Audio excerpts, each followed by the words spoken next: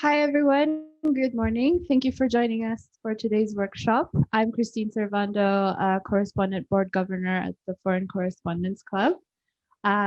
This is a very important topic. I know everyone is having a bit of a hard time during the pandemic, emotionally or even financially. So I think we'll address that today with a very qualified speaker.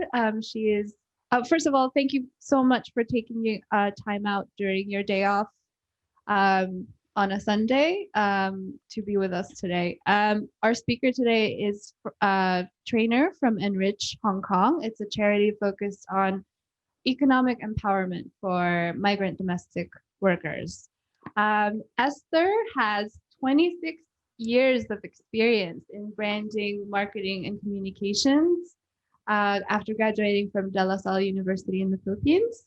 She's been living in Hong Kong for 15 years, and her passion is to help migrant domestic workers achieve their dreams. She'll tell you more about Enrich HK. But before that, I'd like to let you all know that you can ask questions anytime throughout the workshop.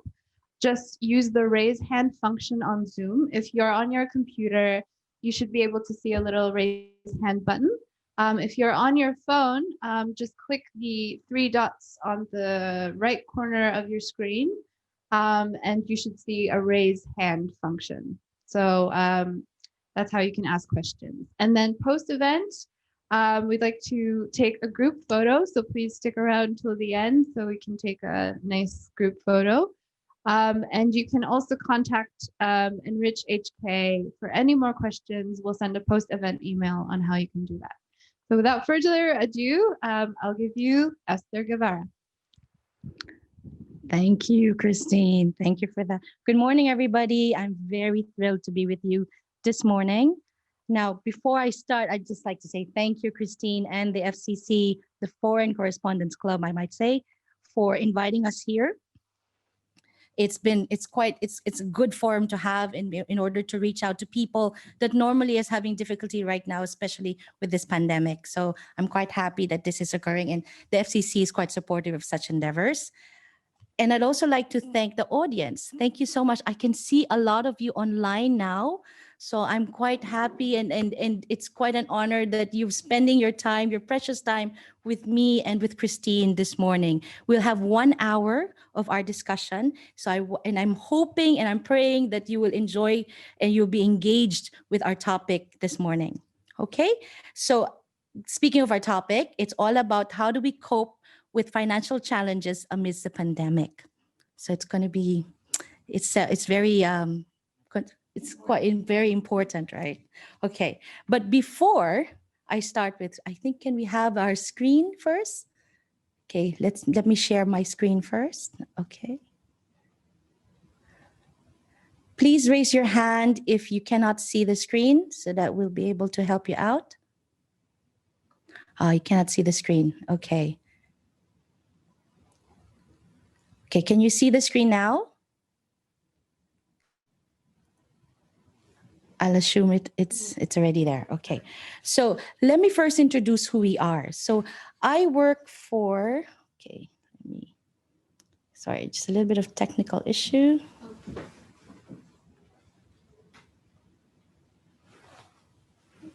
Okay, let me just set that up for you. So I work for a company called Enrich. So we are, there you go. Oops. Okay, so I work for Enrich. It's a registered Hong Kong charity organization. And our mission vision is essentially to promote economic empowerment to migrant workers here in Hong Kong. And how do we do that? We have a series of workshops. And in that workshop, we provide tools to migrant workers on how to save, how to budget, and how to plan for better financial security, not only for yourselves, but also for your family. And we've been in existence since 2007, so that's about 14 years now. And in that 14 years, we've already reached out to about 50,000 migrant domestic workers through education and through outreach. So I really encourage you after this session to please come to us if you have any questions, and we'll be very happy to help you out.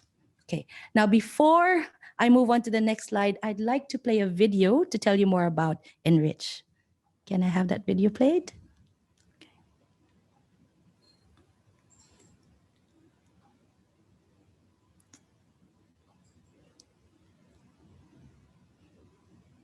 I came to Hong Kong to provide for my children, to support my family, to pay for my siblings' education.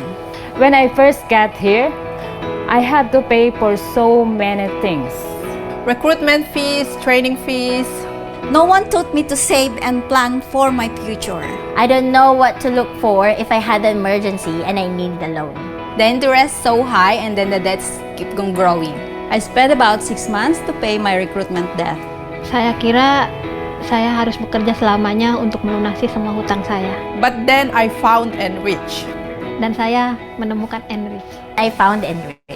I found Enrich. Enrich is the leading Hong Kong charity empowering migrant domestic workers to invest in themselves through financial and empowerment education.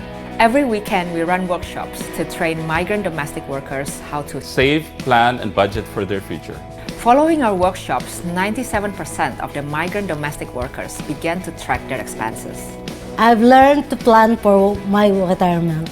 I made a plan of starting a business when I returned home. I'm sharing my financial literacy skills with my children. Our vision is to see a world where migrant workers are empowered and financially capable, impacting themselves, their families, and their communities around them.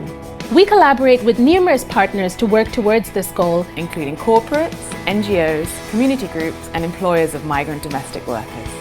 It's important for employers to take a key role in empowering their migrant domestic workers. Enrich helped our helper to plan for a future. You can be a change maker. Get involved now. Get involved now. Get involved now.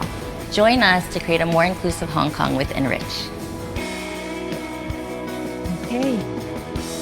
Thank you. I hope that gives you some idea of what we do and the people that we have been helping through the years. All right. So just to give you an introduction, I know Christine has given you some little information about myself, but to get a little bit more personal, I am an Enrich trainer. I've been doing this for like 4 or 5 years now. And I always tell my students at every single workshop that I manage is I describe myself as somebody who is chili and spice. Chili and spice. Okay. Obviously, I'm a Filipino, right? And chili because I was born in Bicol, which is a region in the Philippines that is known for their chilies. So small bits of chili that have a very, very strong and potent flavor.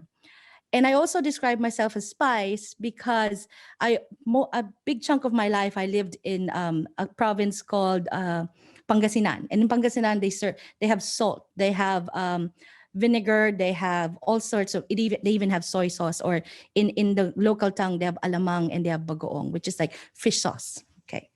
So these are all, the commonalities with chili and spice are there. These are all condiments. And with condiments, what do? They flavor food. And so today, in this 1 hour that we have, my goal is to be able to flavor your lives in order that you will be inspired to have to move towards greater financial security for yourselves and your families. Okay? All right, so let's start. Okay. So in front of you is these are goals. Okay. So what I want you to do now is I want you to step back. Remember the time when you first decided, I am going to Hong Kong. I am going to Hong Kong to work there, be apart from my family, and so that I will have greater financial security. Okay, remember that decision that you made, okay?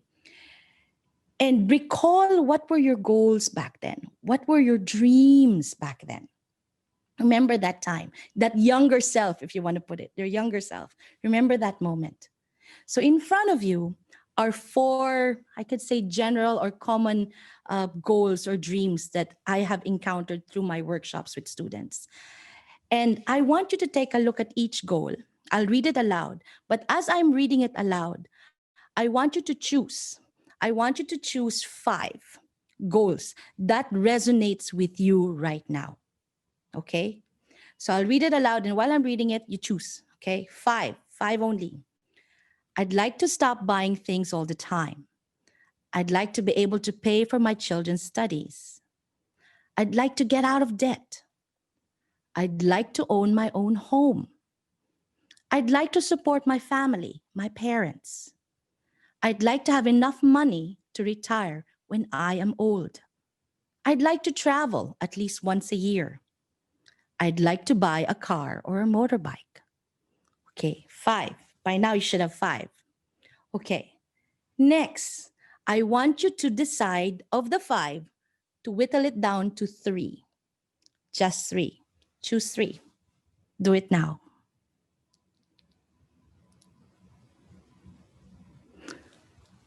Which one are you going to choose? Then, I'm sure you've chosen by now. From the 3, I want you to reduce it to 1. Just 1. Just 1 dream. Just 1 goal. I think you have. I'm assuming you have already chosen. Have you chosen, Christine? Yes, you have. Okay. I can say, even I have that same issues. It is very difficult to choose 1 dream alone, especially from somebody who's coming, who's leaving their families from the Philippines and going to a foreign land, right? We have so many dreams. As in the Philippines, we have a saying that says, hindi masamang mangarap, right? There's nothing, it's very easy to dream, right? It's human nature to dream, and we can have 1,000 dreams for our whole lifetime, right? And it's fine. That's human nature, as I said. Okay, but reality steps in. We cannot have all the dreams in one go. It is a choice, right? And speaking of choice, if you notice, all of those goals that we just talked about, there's one commonality to them. And that commonality is everything involves money. If I want to retire better in the Philippines, I need to have money. If I want to buy a bike or a car, I need to have money. If I want to be able to send my children to school, I need money. So all our dreams, for one reason or the other, involves money. Okay? And that is a choice. So it is a choice. You just made a choice to decide on one dream. And with that dream, it is also a choice that you need to manage your money better. Because money management, if you do not make that choice now, you will never achieve your dreams. And your stay in Hong Kong becomes just a phase in your life that happened. But nothing comes out of it, nothing concrete, nothing to move forward from there on. Okay, so money management, deciding to manage or have control over your money is a choice. And I suggest and I strongly ask that you make that decision now. Make the choice to manage your money now. Okay? All right, let's move on. Okay, going back to what we talked about. When you moved to Hong Kong, do you remember how you were back then? What the journey that you've gone through as a migrant domestic worker in Hong Kong. Settling in was exciting, right? Because it's a new culture. All the stimulus is brand new to you. It's different from the Philippines or different from the country where you came from. And it's also very stressful because you have to get to know the people that if you live with your employers, then you have to get to know them. You need to understand what are their quirks and what do they like, what do they don't like. It's also an issue with language. You have to learn, right? You have to learn the local language or maybe the accents are different from yours. And how do you understand that? How do you overcome that? It's also very tempting because, my goodness, so many sales, right? So many bargains in Hong Kong. How do you not stop yourself from purchasing? Right? And it becomes expensive because you realize when you move here, you're not staying with your employers for 7 days a week. You actually have to go out on the 7th day. And that is what cost on your end. It's not something that your employer will pay for, right? And it's also isolating because you don't know people. It's like going back to school, getting to know new friends, new people. And it can be isolating because sometimes it's difficult to get the right people that you can trust. Okay? So many challenges. And it's also being far away from your families. And how do you cope with that? And being away from them, what do? We replace our presence with them by what? Material goods. We send them huge boxes of presents that contain canned goods, branded stuff like shoes, bags, clothes, perfume, you name it. That is how we compensate. That's how we show it. We tell them, I love you guys. I'm not there, but I love you. And here's the present. Here's the proof that I love you. And sometimes we don't even call them. We don't talk to them at all. It's just true. I'm hoping that I can share my love with you through this big box of presents. And that has been happening for a long time for many people. Unfortunately, last year, COVID made a global impact to everyone's lives. Suddenly things change. Suddenly going home to the Philippines or sending things to the Philippines have become very difficult. We have to wear masks. There's social distancing. We can't even see our friends anymore, and it's becoming more isolating. And then it doesn't only impact Hong Kong, it impacts Philippines and your Malaysia, you name it, right? Other countries in the world. So the pressure mounts and becomes harder to focus on your goals, the goals that you started with when you came to Hong Kong. And now life has become more challenging for us and our families, especially financially, right? So not only are you impacted, but also your families back home, because sometimes in Hong Kong, for example, our jobs might be at risk, right? Because we don't know how long our employers will have their jobs. So that affects us. And then back home, maybe your family members, some of them, their jobs are also at risk or in peril. Or even your children, because of lockdown, cannot go to school. And that means what? They have to have online studies. And sometimes we don't have the right equipment. They might need more gadgets in order to have online learning. And that means extra expenditure. So there's extreme pressure on our wallets. So you say, okay, I have this now, it's ongoing. What do I do next? So here's at Enrich, we empower domestic workers to invest in themselves through financial and empowerment education. It has to start with you. You need to invest in yourself first in order to help others. So I'll give you a few tips on some of how you can do this. Okay. It's again goals. I say, why goals again? Okay. You need to go back to the beginning once more. I keep stressing this. Go back to the beginning once more. What was the reason why you came here? So you need to set your goals. Or if because of COVID, it might have changed by now. So reset your goals. Okay. Before you might say, okay, I want to save money, or I want to have a bakery for my family. But COVID has changed that, because maybe a bakery is not the right thing to go with, right? So you need to now rethink and adjust how you are going to manage yourselves and your family's financial capability. How do you become resilient through this crisis? And then when you do your goals, here's a tip. You need to make them smart, okay? So what I mean by smart, okay, as you can see from the acronym, SMART stands for specific, measurable, achievable, realistic, and time-bound. Let's break them down. So specific, okay, S, specific. What does that mean? When you do your goals, you can't just say, I want to save money.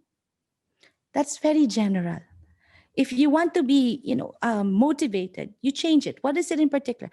I want to save money for a bake shop. That's very specific, okay? And then the next thing, measurable. M, measurable. How much, right? Okay, I want to save $10,000 in order to set up a bake shop in the Philippines. Very clear. I put a dollar sign to it so I can measure how much am I earning at this, how much am I saving at this point. Achievable. Is your goal achievable? Can it be done?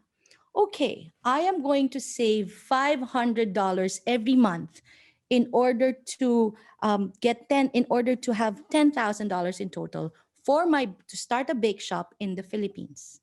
It's achievable because I think I have enough money every month to get $500. Okay.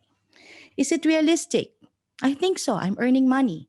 I have enough surplus. That's $500. Okay. Lastly, is it time bound?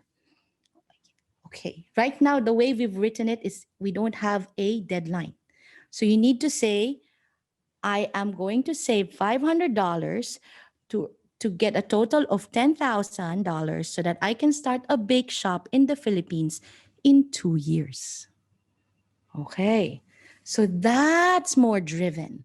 That's not something that's vague. That's something that you put yourself milestones, right? It's 500 every month to get 10,000, and the 10,000 is meant for a bake shop, and it's going to happen in 2 years. That's one contract, right? So there's more of a push for yourselves to achieve that.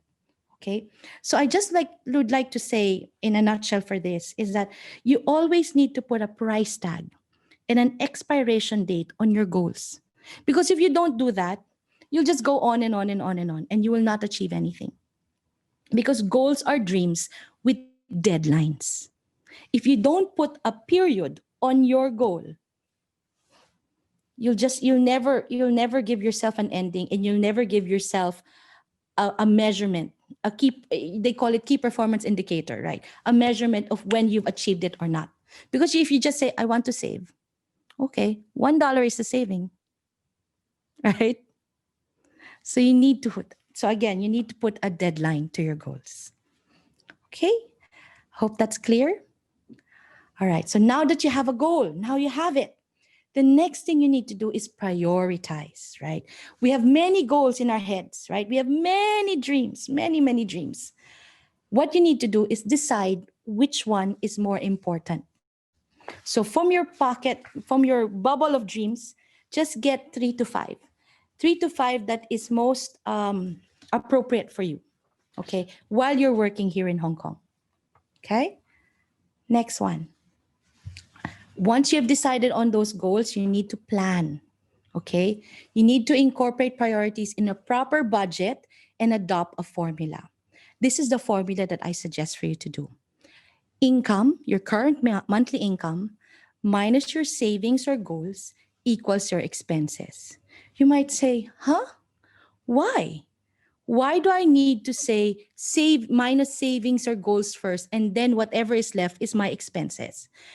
Because the reason you're here is to save in the first place, right? The reason you left your country, you left your safety net back home is because you wanted to save. You had goals, you had dreams to achieve. Then it should be the priority.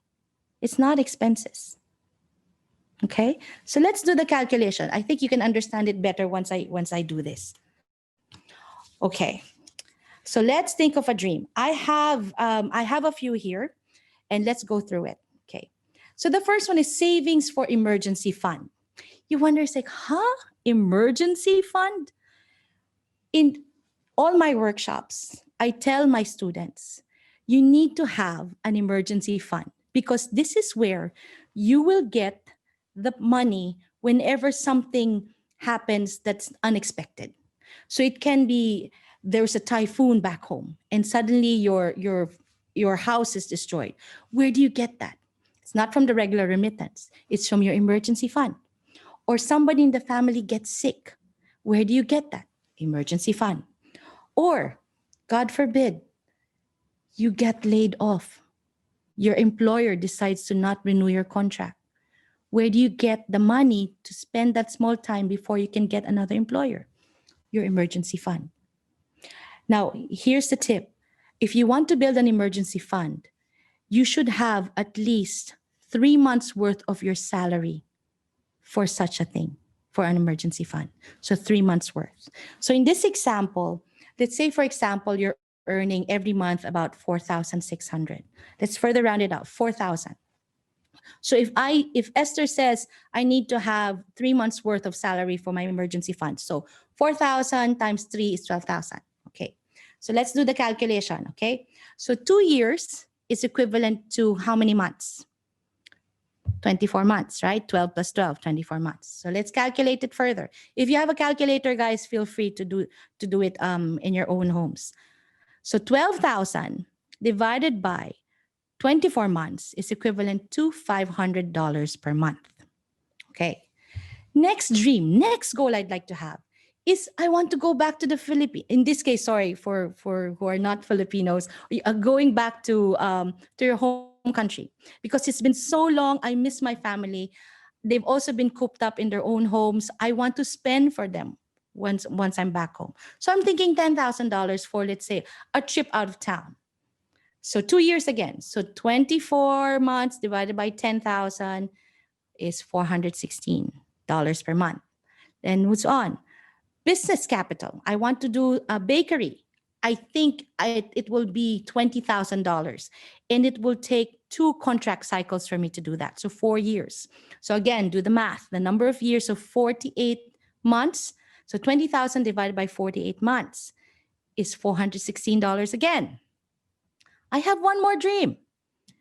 I have kids. I have to make sure that the children have education. So I'm thinking another 2 cycles of contracts, thinking 50,000. So the same calculations, $1,041.66 per month. I have another dream.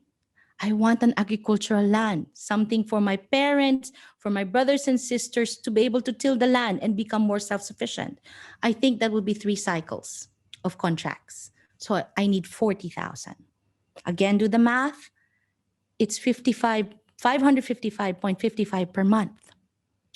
I have one more dream. Sorry, I'm a dreamer. I have many goals in life.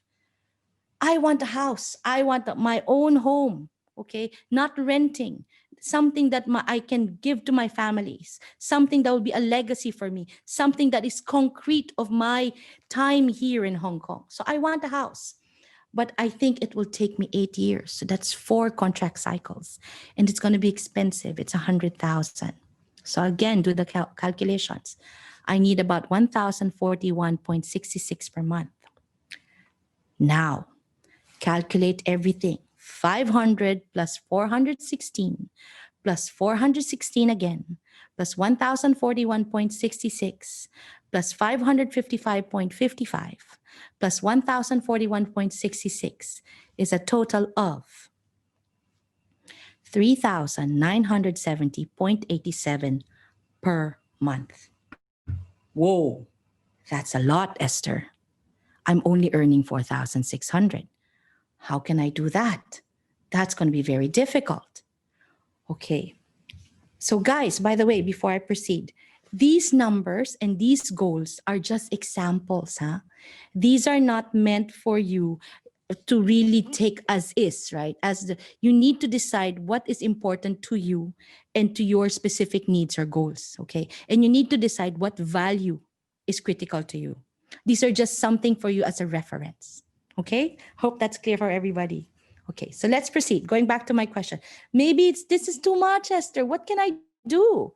Okay, now you need to prioritize. Remember earlier I mentioned in my previous slides, you need to prioritize your goals. It's the same thing. So I think I can do emergency fund. That's important for me. That's critical, especially now when there is uncertainty on job security. Okay, I want that, 12,000 in 2 years.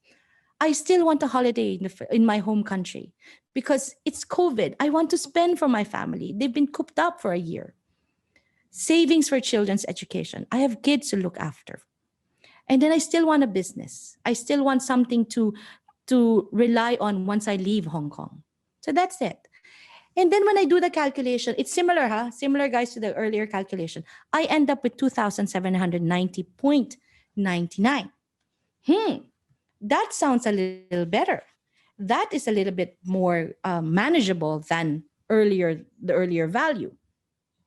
Now, just to look at this from this perspective, guys, 2,790.99. You can do the math. You can do the calculation. And you have a contract of 2 years, right? 2 years is equivalent to 24 months, correct? So if you do this, 2,790.99 times 24 months is equivalent to about 67,000. Now, if you further do a calculation, 67,000 times the current currency rate, for the Philippines, it's 6.2 right now, if I'm not mistaken. So 67,000 times 6.2. In 2 years, in one contract cycle, you are saving almost 500,000 pesos. Wow, right? Just by being focused and deciding that I want to manage my money now. I want to achieve my goals and prioritize that over everything else. In one cycle, in 2 years, I have almost 500,000 pesos to go home to. And if I want more, I do another 2-year cycle. And that's what? It's almost 1 million, guys. That's incredible. Yeah? And it just starts with you making that decision to choose to be financially educated. Okay? I hope that's inspiring for you. Let's now go back to the formula. Okay. The formula itself, okay. It's salary minus savings for goals equals expenses. Okay. So it's going to look like this. So for example, I am earning $4,630 a month. The savings that I liked earlier, which what we showed in the screen, was 2,790.99 equals 1,839. So this amount of money, 1,800, is the value that you are going to use for your remittances, for your daily expenses. Everything else goes to your savings. Now, this is a question. Is it enough? What do we need versus what do we want? So this is now a question to you. If you think 2,700 is okay, then that's fine. If you think it's too much, then you need to weigh. What can I reduce from my want stuff that it becomes relevant to my need stuff? So let's say I can reduce on my purchases of clothes. I can reduce on my going out with my friends. Instead of going out on my free day, I can just go to the park, or I can go out with my friends, but I'm not going to spend money on food. I can prepare my food at home and then bring it and share it with them, right? So look at things that are that you can save on so that it can amplify your savings. It can all go to your savings. Okay. Now here's the thing: when you look at your savings, it's like ensuring that you pay yourself first, right? So every time you get your salary each month, it goes first to fund for your goals. Secure that first, okay? Anything else is for your expenses, and you cannot and you must not go beyond what you've allocated for your expenses. Now, if you have existing debt, ensure that's your first priority. That's your first goal. Because it's best to start with a clean slate. It's very difficult to, and I'm being honest here, it's difficult to have a lot of goals if you have existing debt. So start with that. That's a goal. Clearing your debt is a goal, guys. Okay? So make sure you do that first. Okay. I hope this is still interesting for you. So next, move on to this. You already have your goals. You already have prioritized it. You put a monetary value to them. You put a timeline to them. Now, the next big thing is you need to track, okay? I ask you, as early as now, get a notebook. If you haven't done so, in that notebook, list down all the expenses that you have every month. And if you possibly can, every time you spend on something, keep the receipts. Because this is the basis for you to write down later on in your small notebook, what have you spent on? Because if you have this system, tracking is a system to find out if you are really keeping to your budget or your financial goals, okay? So make sure you have that. It's a way that, for me, tracking is so important. It's as equally important as doing my budget, because it opens up my eyes on how my spending behavior is like.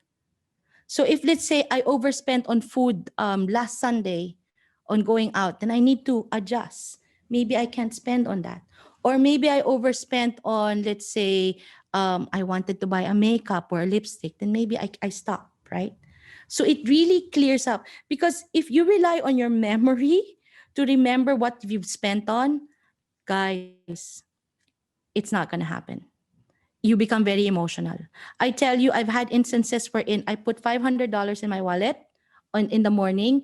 At night, I don't know where the $500 went, because I did not track my expenses. And the $500 could have gone to what? To my savings for my retirement, savings for my children's education. So that's how important it is. Okay? Now, do you remember, next slide, do you remember where you spent your money last month? Here's something that I usually work with my students. This is an expense report. So here it writes down food, transportation, remittance, phone, loan repayment, emergency, others, okay? Other things that you might be spending on. A lot of my students, usually I do an exercise with you guys, but for this purpose, maybe I'll just walk you through it. So normally what you do is you write it down. Okay, food, maybe I spent for last month 1,000, transportation, maybe 200, remittance, maybe 1,000 or 2,500. Phone, maybe 250, and so on and so forth, right? A lot of my students, they fill it out. But there's one thing that's missing, and they always forget it. And that is savings. The reason we are all here, we're all working here in Hong Kong away from our families, is savings.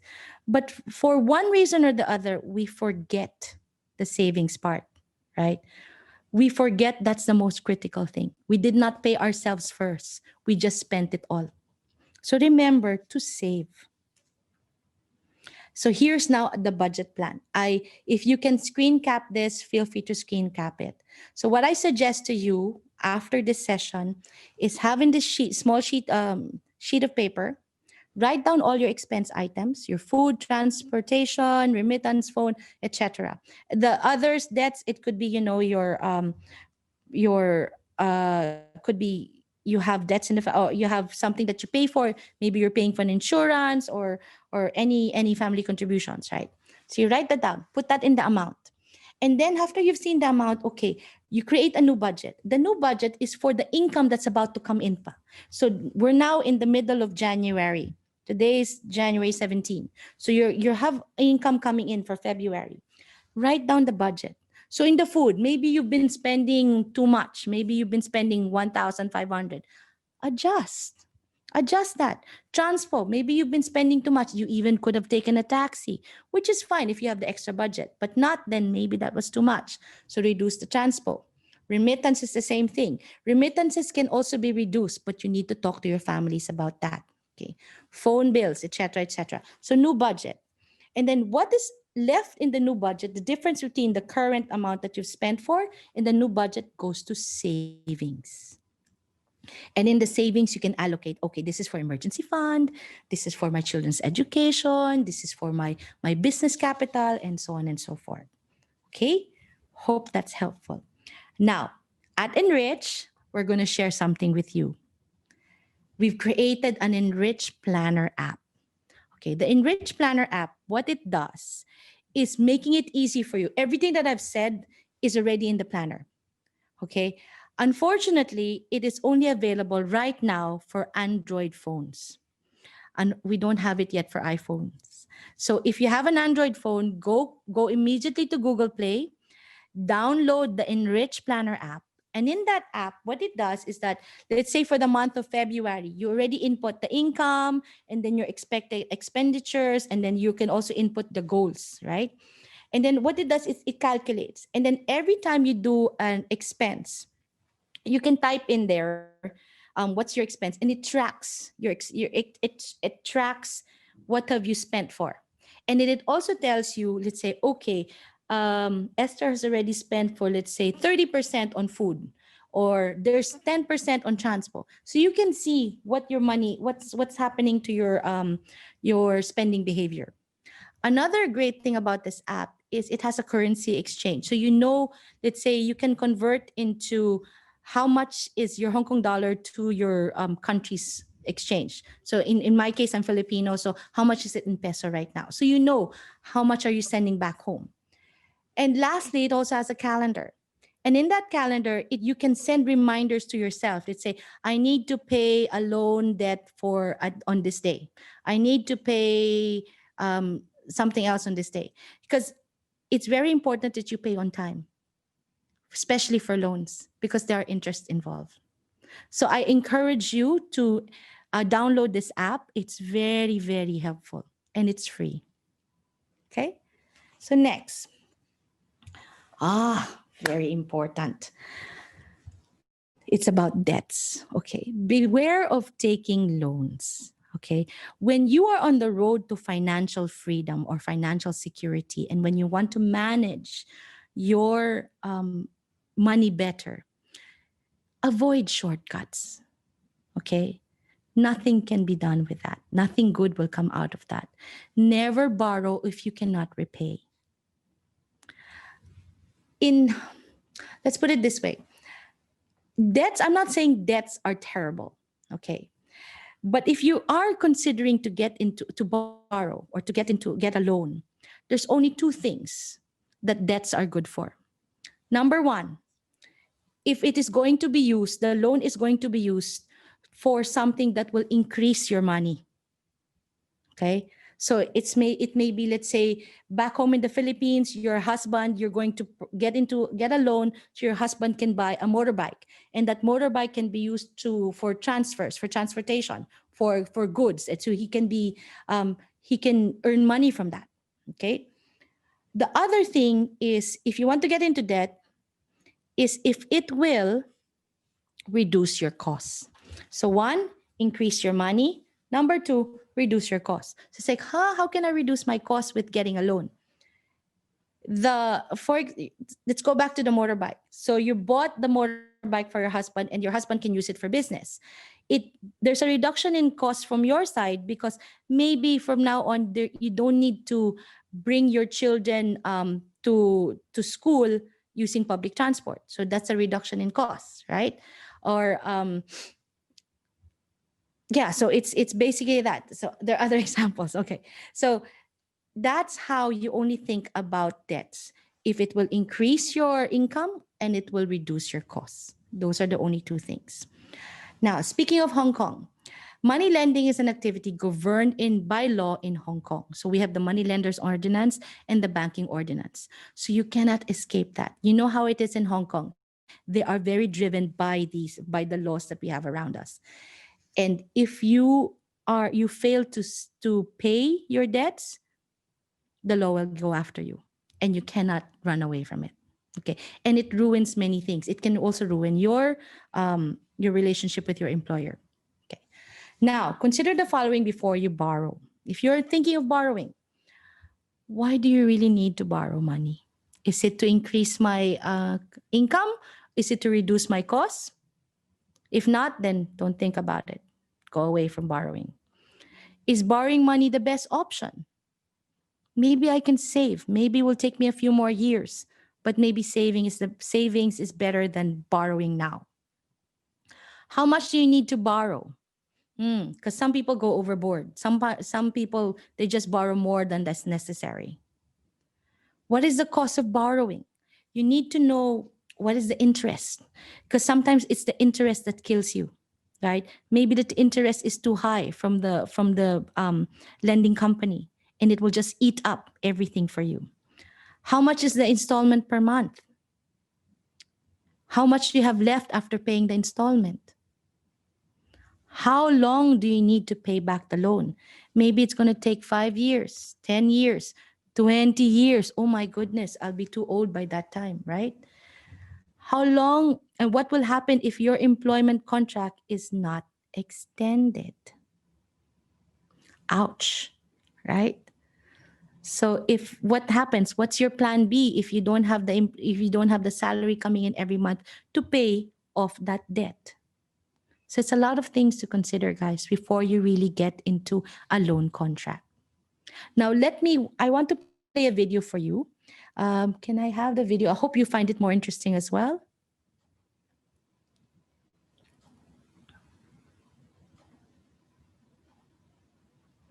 Okay. This is Maria. Maria works in Hong Kong as a domestic worker. It is her first time here. This is Gloria. She is also a domestic worker in Hong Kong. She's been here a lot longer. Naturally, they became friends. They spend a lot of time together. They meet every Sunday. Gloria is very kind to Maria. She shows her around Hong Kong. Sometimes she even treats her for lunch. One day, Gloria came to Maria for help. Her family's home was damaged in a flood. They needed money urgently. Gloria needed a guarantor to sign her loan contract. You just need to sign. I'll be the one to pay for it.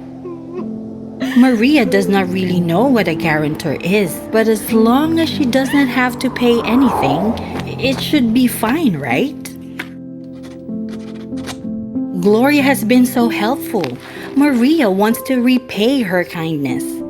She is glad she can help her too. Months pass. Sometimes the future is unforeseeable. The unexpected happens. Gloria is worried. The expenses are piling up. What if she cannot pay the loan anymore? What if her employer finds out about the loan? What if she gets fired and has to go back home? If that happens, who will pay the loan back? The loan company now wants to be repaid. Of course, Maria doesn't have enough money to pay the loan, but she signed as a guarantor. She is legally obligated to pay if the borrower cannot.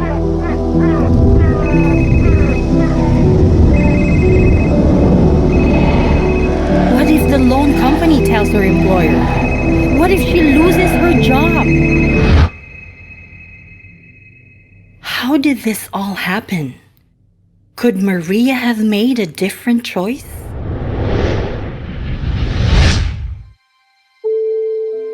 It can be hard, but you don't always have to say yes to friends. Maria realized she could not afford the risk of signing as a guarantor for Gloria, but she still wanted to help her. On her arrival to Hong Kong, Maria had heard about a charity that taught financial management to domestic workers. This could help them both. This way, Maria and Gloria can remain friends, lead a fruitful life, and keep caring for their families back home.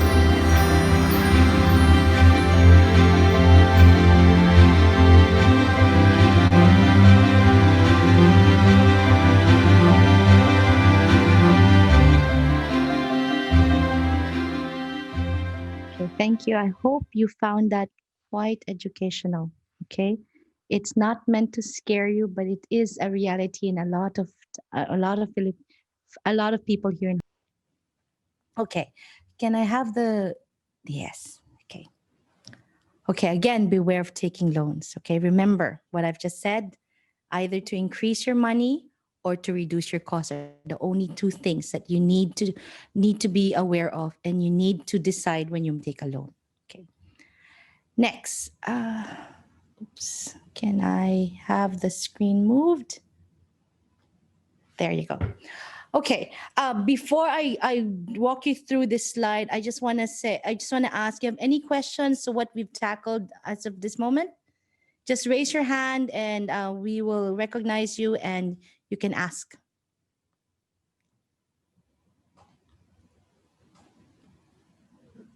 Okay. Is there Adele? Adele, you have a question?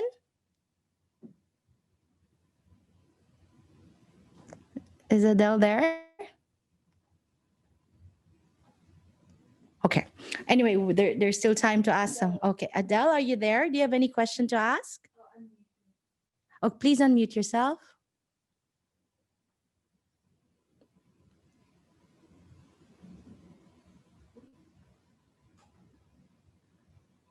Or you can write it down in the comment section. Am right? I okay now? Yes, Am I okay? sure. Okay. Yes. I have a question. Sure.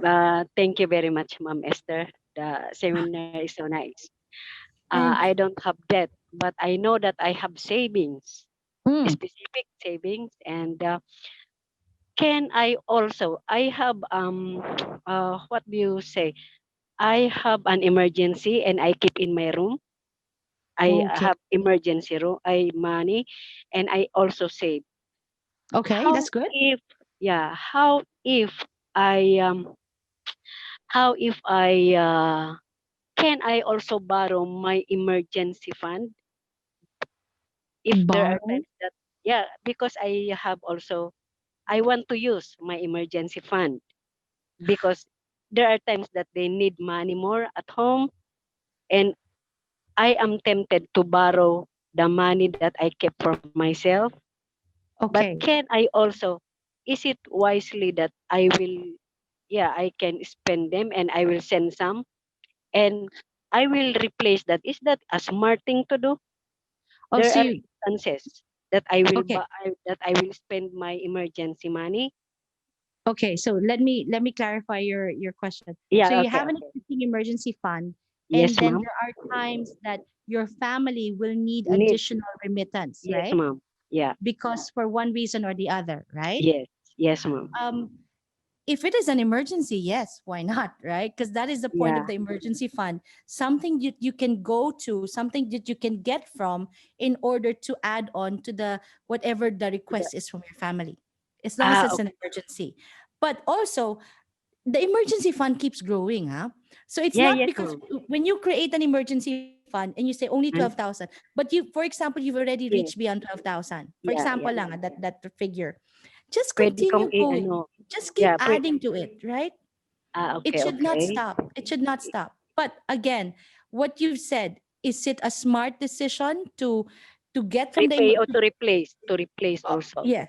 So yeah, exactly. So it's a smart decision if the family needs it at this very moment for whatever sudden incident that Yes. has occurred.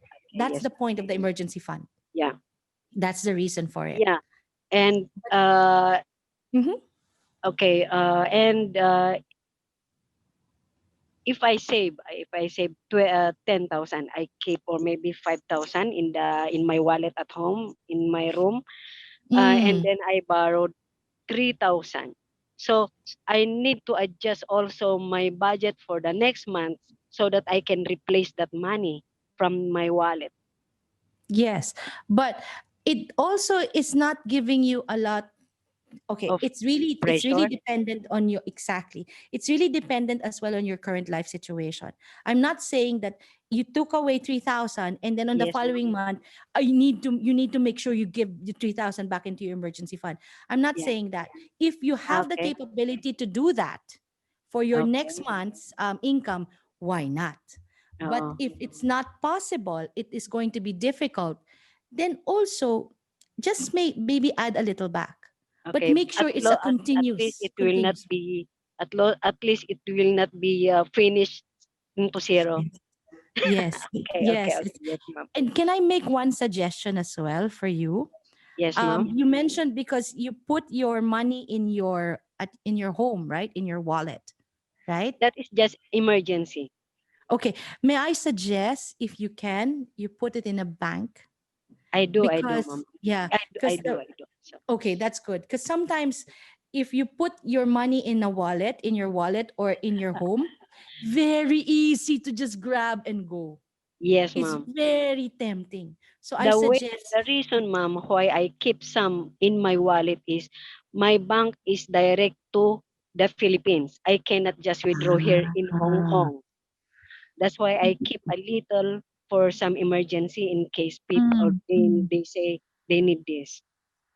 But you can also open a bank account in Hong Kong, huh? Just for your reference. Okay, Yeah. okay, okay. Next Yeah, time. you can. You can. You Yeah, can. There I are know, ma'am. yeah, there are certain banks that already they don't have a minimum amount that you need to keep. Yeah. So if you can keep it in a bank because it's harder for you to get it. Yeah. Okay. Okay, thank Thank you you, so Adele. much. Thank you for your Yes, thank you, question. thank you, thank you, Okay. ma'am. Okay, All I'm right. enjoying. Thank you. Thank you. Thank So, you. guys, if you have any questions, just raise your hand and we'll address it as soon as possible. Okay. Thanks, Adele, once again. So let's Yeah. move on. Can I get is there another question? Okay, clear. All right. Shall we get back to the screen share?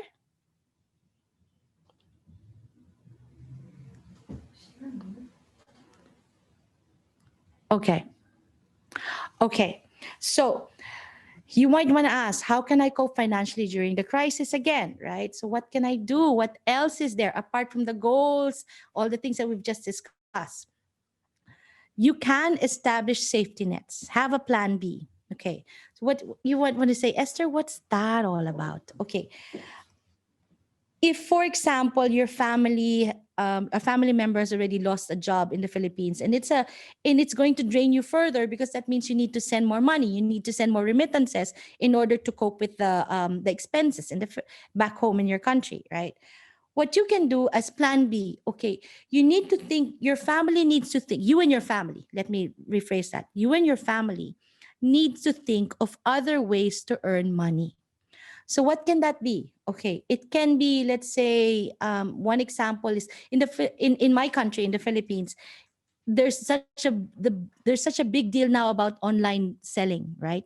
So people sell their wares through to the websites. So you can consider that, or you can even consider, let's say, your family is great with cooking, right? So your family can prepare a menu, right? And then they can sell their favorite dishes in the local neighborhood, because as mentioned before, because of COVID, restaurants have been closed, right?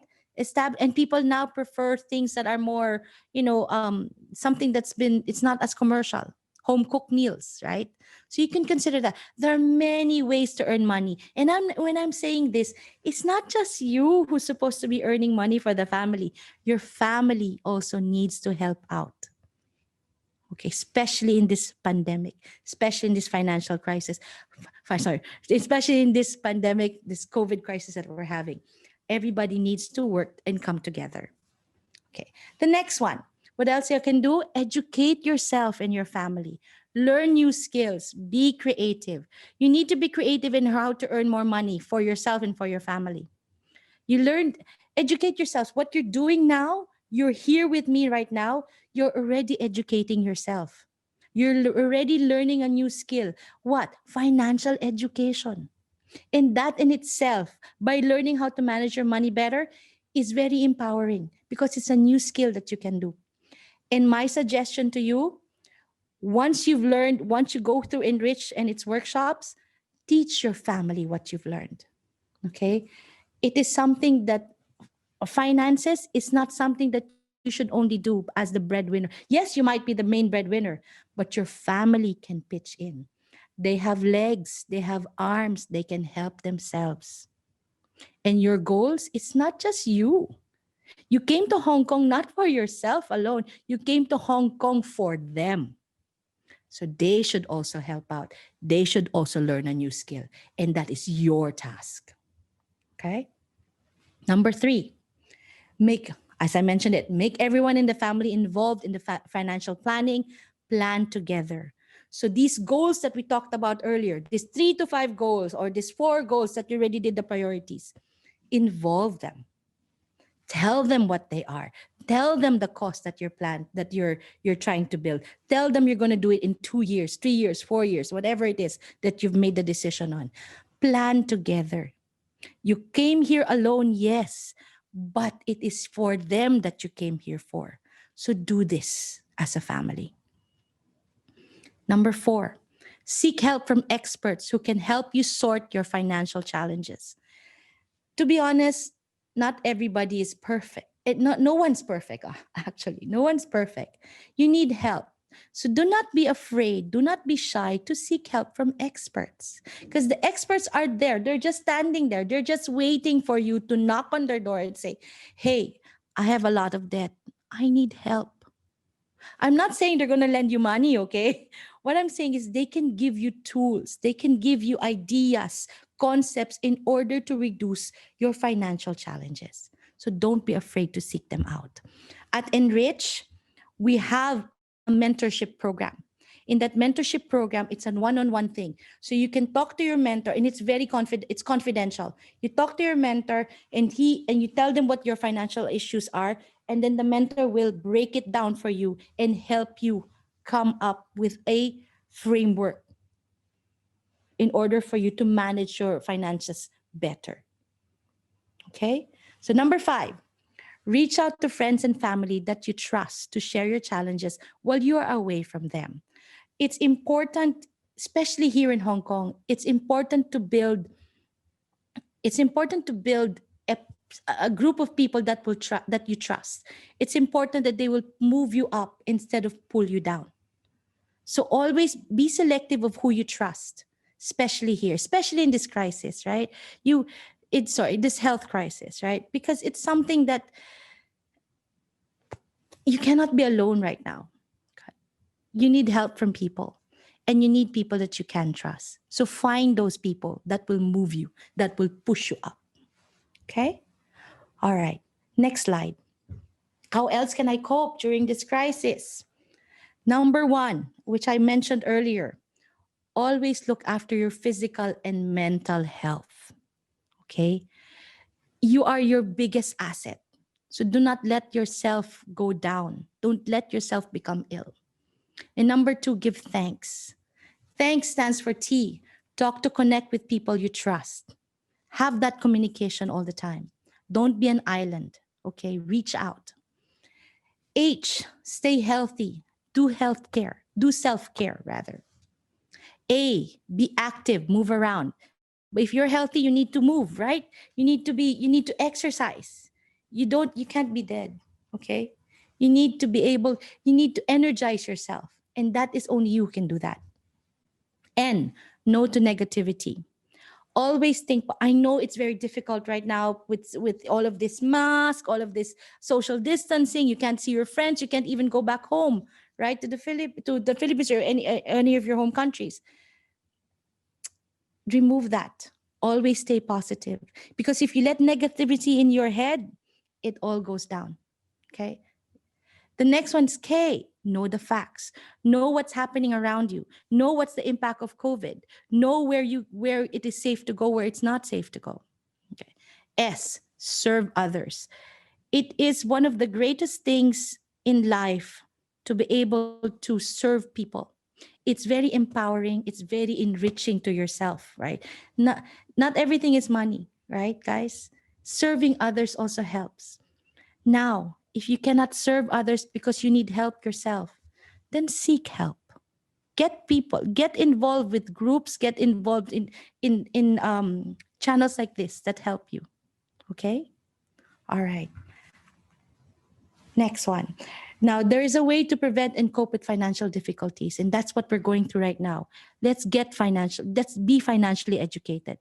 Get into a program that will help you. Now, the picture here, these are actually my students. We had a 4-hour session on money management, and look, they're still happy. So it's very fun. It's quite interactive. Now, let's go to the workshops that we have. So at Enrich, we have about 5 workshops. And these workshops include Money-Wise Migrants.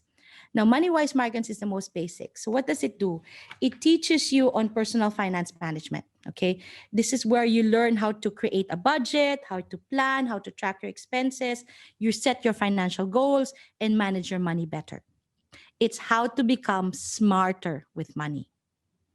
The next one is called Speak Up. Speak Up is it's a very fun interactive session. I actually teach this as well. It's all about honing your communication skills and building confidence to stand up for yourself and for your rights. It's how do you manage peer pressure against family and friends, right? Especially when it comes to money. The third one is called Growing My Money. Growing My Money is, if in Money-Wise Migrants, you already know how to save, Growing My Money is all about introduction to investment concepts and tools, right? What do I do with my money now? I've saved enough. What's next, right? It just can't be in the bank. It has to grow, okay? The next one, the fourth one, is called Money and Family. Money and Family is how do you manage, it's learning how to manage your needs, your family's needs, and your future needs. How do you communicate to your family about your goals? How do you tell them this is what we need to do, guys? We need to make sure that we're together in this financial planning that we have. It's how do you make money matters a whole family affair. Now, the last one is called setting up my business. So this is all about entrepreneurship. So this teaches you the basics of how to build a business.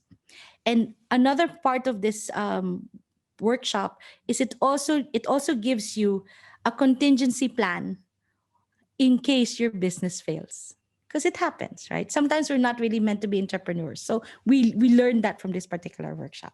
Now, there's more information about this workshop. I won't really delve much into it. You can visit our website. It's www.enrichhk.org. It's on your screen right now. Just click on that, or take note of that. Click on that link, and it will lead you to the workshops that I just mentioned. And there's schedules as well on when you can attend. Normally, our workshops are done on weekends, so it's quite convenient for you. And what's not mentioned here is we also have the mentorship program, which I alluded to earlier. Okay, now what happens after you complete all 5 workshops? You get to graduate. Okay, we have a graduation ceremony, and then at each graduation ceremony, every year we have certificates, and this is your certificate of completion. Okay, and this is something I also heard that this certificate, sometimes our students, they've actually showed it to their future employers as something that it's a credit, right? That they're actually doing this. So it helps them. It gives them more, it's good for their resume, if you want to put it that way. So again, just to recap, each of you can still achieve your dreams through the power of financial education. So you need to start now. Okay, that said, thank you very much. And my contact details are below on that screen, and feel free to reach out to me. You can send me a WhatsApp, or you can even email myself or the office on any questions or any issues you'd like to talk about.